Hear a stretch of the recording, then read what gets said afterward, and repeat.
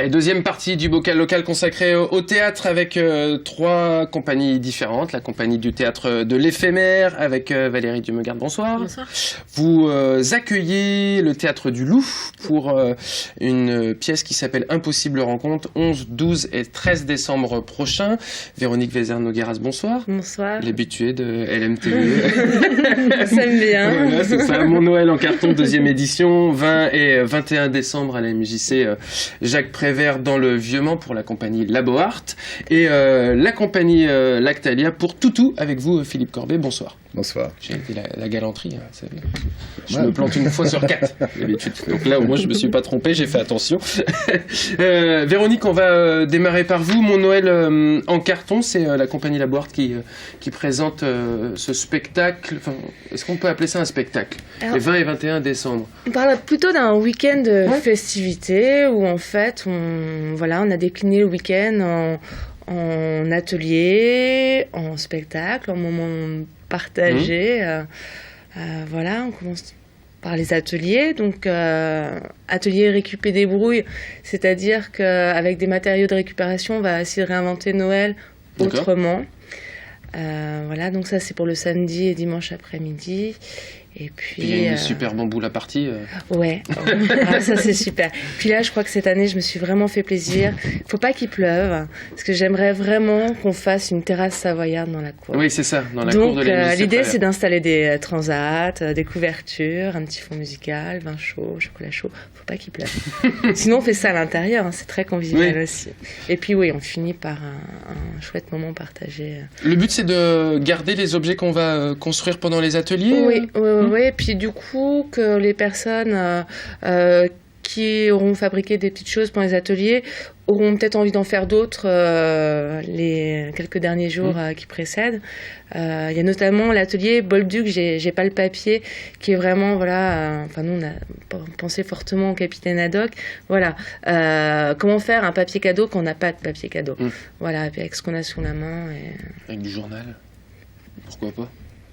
Oui, du journal, mais c'est très classique finalement, le journal. Il y a plein de choses autour de nous qu'on n'utilise pas et qui mériteraient d'être utilisées. Donc, et que vous allez proposer du coup pendant ces ateliers. Vous êtes une compagnie de théâtre, Véronique. Est-ce qu'il y aura du théâtre pendant ce week-end? Oui, alors du coup à 20h30 samedi, avec l'atelier de la MJC Prévert, on a construit des improvisations guidées, c'est-à-dire qu'autour de l'esprit de Noël, on est parti sur, entre guillemets, l'inventaire des émotions de chacun, des souvenirs, et puis on a essayé de réinventer une histoire, une rencontre autour de Noël qui est pas forcément le Noël idéal, qui peut l'être, mais qui peut aussi virer au cauchemar. Entre poésie et cynisme et... Voilà. C'est important pour la compagnie et pour vous, Véronique, de terminer cette année par ce moment festif, parce que c'est vrai que vous avez tous des bénévoles qui œuvrent toute l'année avec la compagnie pour déjà monter les pièces, pour faire en sorte que tout simplement ça vive. C'est un petit moment de convivialité essentiel. Oui, je crois que c'est important, et puis on s'est vraiment posé la question, avec qui on avait envie de partager un moment fort, et forcément c'est aussi avec la compagnie théâtre. Il y a des bénévoles qui vraiment toute l'année font un travail incroyable. C'est une manière de les remercier, mais c'est aussi une manière de valoriser aussi leurs idées, leurs envies. Les ateliers, c'est eux, c'est et puis c'est Noël, c'est partage. Et c'est avec eux. En tout cas, moi, j'ai envie de le partager avec eux. Et donc, ce sera un peu la fête aussi avec la Santa Boom Party. Alors, avec Johnny Klaxon et puis... Anita Bomba. C'est Johnny Klaxon, il va être vexé. Pardon, Johnny Klaxon et Anita Bomba. Donc là, c'est soirée disco kitsch. Ah, kitsch. Kitsch à mort. Kitsch. Alors ce qui est rigolo, donc, on fait ça avec Simon Carbonel du groupe Acné. Et, on a vu pendant 3 jours, là, à l'Utopium.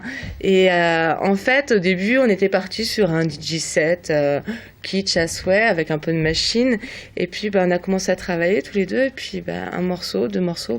6 morceaux après, on va peut-être faire un mini-concert avant.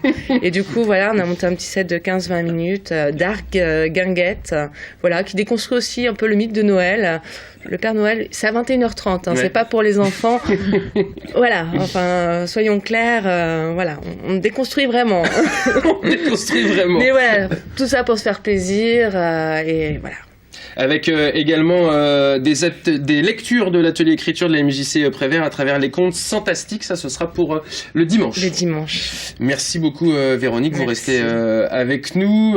J'imagine que vous vous connaissez tous un petit peu ici, ce monde du théâtre Manceau. Valérie Dieu-me-garde, vous faites partie de la compagnie du théâtre de l'éphémère qui accueille le Théâtre du Loup au Théâtre Paul Scarron le 11, 12 et 13 décembre prochain. Ah oui, mais la compagnie, c'est bien le nom, la compagnie du Théâtre de l'éphémère. Ouais.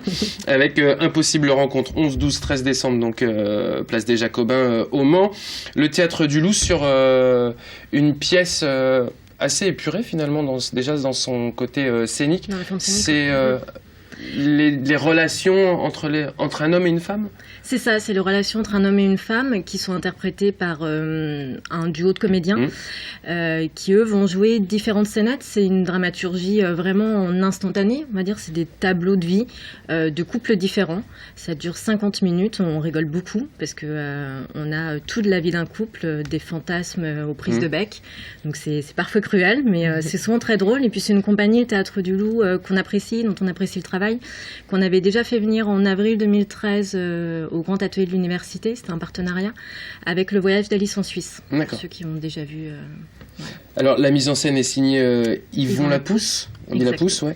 Avec les comédiens Florence Bourges, Marilyn Leray et Yvon Lapousse. La lumière est signée Thierry Mathieu. Il y avait une vraie volonté, justement, une vraie volonté du metteur en scène.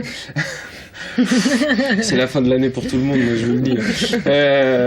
D'avoir cette mise en scène extrêmement épurée, justement, pour parler des sentiments entre un homme et une femme. C'est ça, on revient au vrai, du coup à l'essentiel, vraiment les sentiments. C'est vrai, c'est épuré sur le plateau. Après, c'est composé aussi de beaucoup d'objets signifiants. Enfin, c'est pas non plus complètement nu sur les spectateurs. Non, mais il le dit, il y a pas de vidéo, il y a pas de musique, il y avait c'était de revenir à quelque chose de simple. La forme théâtrale, très simple. Après, c'est des comédiens aussi qui mènent un texte, qui est magnifique. C'est une très belle écriture. C'est Peter Rasmussen, un auteur danois, qui est pas très connu en France. D'ailleurs, le texte n'est pas publié en français, on ne peut pas le trouver. Nous, on a la version traduite à l'éphémère, d'ailleurs, qui est consultable. Ouais. Mais oui, c'est une écriture très particulière et je crois qu'il voulait revenir vraiment à ce qu'on entend le texte. C'est un auteur contemporain, l'auteur de ce texte, puisqu'il est encore vivant, il est né en 57. C'est ça, il est encore vivant, donc on rentre dans notre label théâtre contemporain. Oui. Et puis, pour ceux qui sont plus cinéma, c'est un auteur qui a co-scénarisé un film avec Lars von Trier. D'accord. Voilà. Et il avait commencé par le roman aussi, me semble-t-il. Oui, et plus roman. Oui, c'est un dramaturge qui n'a pas beaucoup publié au théâtre, mais qui a une certaine expérience de l'écriture quand même. Et je me demande si le Théâtre du Loup n'est pas cette deuxième expérience d'auteur nordique. Si, ce serait, mais je me demande s'ils n'ont pas déjà c'est adapté. Possible. C'est vrai qu'ils cherchent beaucoup dans les auteurs contemporains. Ils sont assez proches finalement de la recherche aussi dramatique du théâtre de l'éphémère. Je crois qu'ils sont sur un prochain projet avec une écriture de Raymond Carver, qui est aussi un romancier pour le coup, un novelliste américain, qui travaille aussi vraiment sur des instantanés de vie. Enfin, on est vraiment sur des portraits avec pas forcément le début d'une histoire et puis une fin, mais c'est comme si tout d'un coup on était témoin d'une scène de vie. Et puis après, à chacun de s'imaginer la suite. Impossible rencontre donc au Théâtre Paul Scarron, le jeudi 11 à 18h30, le 12 à 20h30, le 13 à 17h. Ça fait partie du dispositif voisinage. Ouais. On va pas en faire tout un plat, mais pour ceux qui ne connaissent pas, le principe c'est quoi? C'est d'accueillir des compagnies, des départements limitrophes régionales. C'est un dispositif régional de la région Pays de la Loire qui aide à l'accueil des compagnies régionales nationale, et ça forme une tournée donc sur les différents départements ligériens. On voit des fois la communication en fait sur des petites cartes postales. Cette année, elles sont orange. Ça permet aussi pour les publics certaines actions.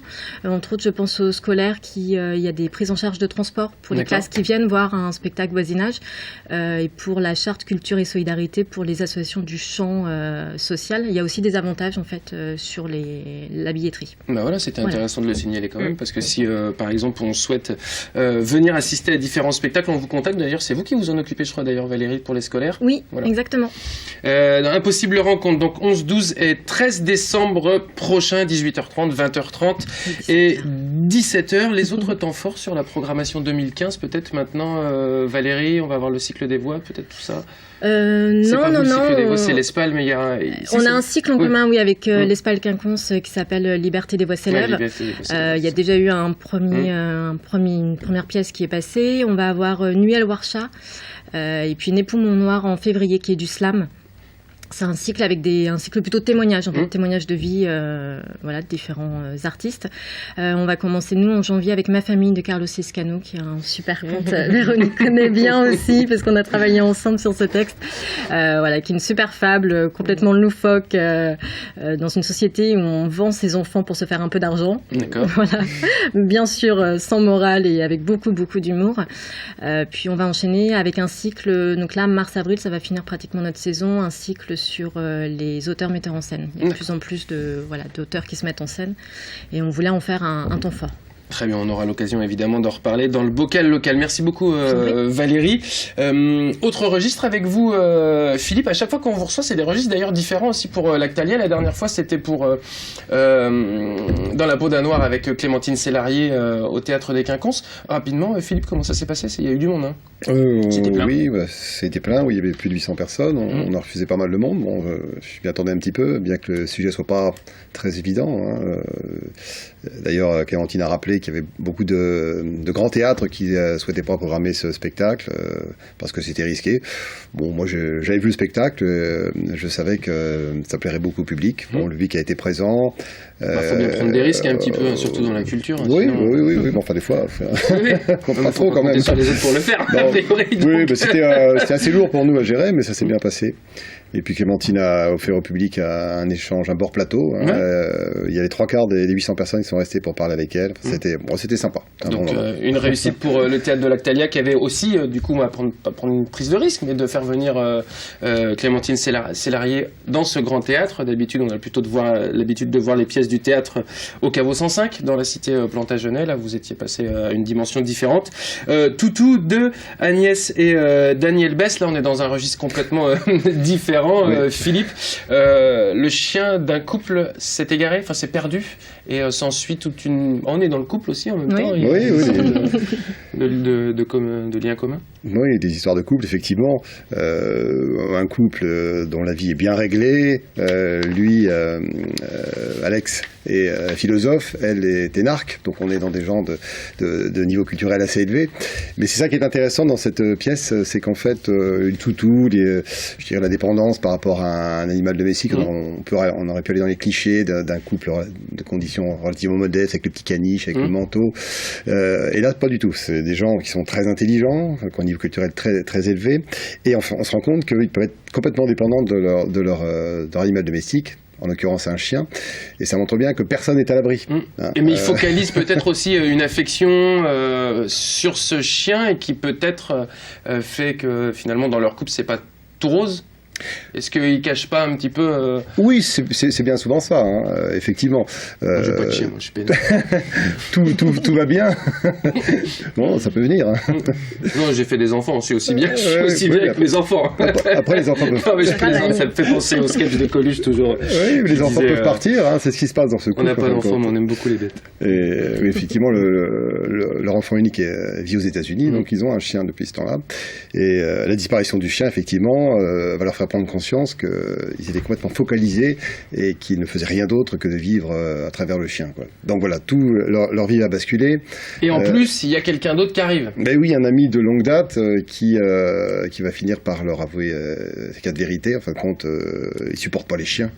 Et il va leur avouer que depuis des années, ils venaient chez eux et qu'ils supportaient pas la vue du chien, l'odeur du chien. Voilà, ça dérape complètement. Donc c'est amusant, mais il y a des moments, c'est vraiment très bien écrit, hein. Cette pièce, c'est ce qui nous a intéressé à la lecture. Et il y a plein de... Allez-y. Allergique aux poils de chien, peut-être, je sais pas. C'est ça. C'est ça. Voilà. Elle va le prendre un verre d'eau, Véronique Dessernes-Nogueras. Puisqu'elle est partie, je rappelle, donc le Mon Noël en carton, le 20 et 21 décembre à la MJC. Elle va revenir. Oh non, oui, je sais pas. Elle avait l'air de la vallée de travers, je pense. Allons-y, on continue. Philippe, donc oui, il y a un ami de longue date qui arrive et qui va se lâcher avec le couple et qui va peut-être dire aussi les 4 vérités au couple, mais peut-être pas que sur le chien. Oui, effectivement, pas que sur le chien. Oui. Donc c'est ça qui est intéressant. C'est vraiment une comédie de mœurs très intéressante et très bien écrite. C'est contemporain. Ah, c'est contemporain, oui. Ils sont pas manceaux, les auteurs? Non, pas du tout, non. Vous enseignez la mise en scène, vous aussi, Philippe. Oui. Comment vous avez choisi cette pièce à adapter? Où est-ce que vous trouvez les différents textes que vous souhaitez jouer? C'est le hasard. On lit beaucoup de pièces. Ouais. On est 4 personnes à lire pendant toute l'année, parce qu'on est là sur la saison 2015-2016. Par hasard, en fait, je l'ai lu dans l'avant-scène. En lisant, je dis tiens, c'est vraiment intéressant, c'est vraiment de ce que j'aime bien faire. Je l'ai fait lire aux 3 autres personnes. Et effectivement, il y a eu l'unanimité sur cette pièce. Des fois, on n'est pas toujours d'accord, mais là, on était tous d'accord. Il paraît que faire rire, c'est difficile, Philippe. Oui, c'est difficile, mais... Il y a des techniques, il y a des ficelles en dehors du scénario, évidemment. Bon, des ficelles, je sais pas, non. Bon, des trucs... Bon, je vois des comédies, effectivement, où il y a certaines ficelles qui sont utilisées, où les comédiens appuient sur certains traits, mais bon, j'aime pas... Vous n'aimez pas ça, vous? Non, j'aime pas, voilà. Et ça fonctionne, hein, en insistant un petit peu, mais non.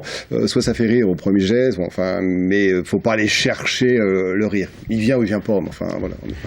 Toutou au théâtre de l'Actalia, donc avec Philippe Corbet, Jean-Pierre Pichon et Pierrette Poisneau, sur une mise en scène de Philippe Corbet et d'Evelyne Perlinski. Ce sera, alors c'est tous les jeudis, je l'ai noté, tous les jeudis, vendredis et samedis à 21h et les dimanches à 17h au Caveau 105, donc 105 Grande Rue dans la cité Plantagenet au Mans. Merci beaucoup Philippe d'être venu encore une fois sur le plateau du Bocal Local. Quand vous aurez votre prochaine pièce, vous serez bien entendu réinvité. C'est gentil. Sachez-le. Et également pour le théâtre de l'éphémère. Véronique, on se dit à bientôt dans le Bocal Local ou sur LMTV avec Y'a plus qu'à et Jean-Christophe Camus. En tout cas, le Bocal Local se poursuit d'ici quelques instants pour la 3e partie avec la chronique de Damien consacrée au féminisme et puis la sélection comics de Matt. À tout de suite.